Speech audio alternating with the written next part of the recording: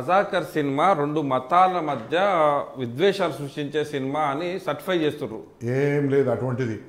మత విద్వేషాలు అనేది మీరు సృష్టించాలని అనుకుంటున్నారేమో అని నాకు భావన వస్తున్నది. ఎవడిక్కడ మత విద్వేషాలు అనేది ఎప్పుడు జరిగినాయి తెలుసా? ఓన్లీ కాంగ్రెస్ పరిపాలిస్తున్న సమయంలో జరుగుతాయి. అది అండర్లైన్ చేసుకోండి. కాదు, కాంగ్రెస్ పరిపాలిస్తున్న సమయంలోనే మత విద్వేషాలు ఈ తెలంగాణ రాష్ట్రంలో కానీ సమైక్య ఆంధ్రప్రదేశ్లో కానీ జరిగినాయి. మళ్ళీ ఎప్పుడు జరగలేదు. మీకు కూడా నేను కితాబిస్తున్నా. ఏది టీఆర్ఎస్ ప్రభుత్వానికి, మీకే కాదు, ఈవెన్ చంద్రబాబు నాయుడుకి కూడా ఆయన సమయంలో కూడా మత విద్వేషాలు జరగలేదు. మత విద్వేషాలు ఎప్పుడు జరిగినాయి అంటే 2-3 సార్లు ముఖ్యమంత్రులను మార్చాలంటే మత విద్వేషాలు జరిగినాయి అంతే. ఏది కాంగ్రెస్ ముఖ్యమంత్రి, అది కూడా ఒక మంచి మనిషి అయినటువంటి మరి చెన్నారెడ్డి గారిని దించడానికి, తెలంగాణ దించడానికి. మీ సినిమాను అడ్డుకుంటామన్నా కూడా కాంగ్రెస్ బీఆర్ఎస్ పార్టీలో మత విశ్వాసాలు జరగలేవని మీరు కితాబిస్తున్నారు. అవును, మరి జరగకుండా చూసుకో. నీ బాధ్యత.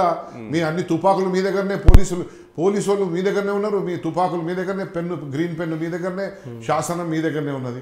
మీరు చూసుకోండి. That is your duty.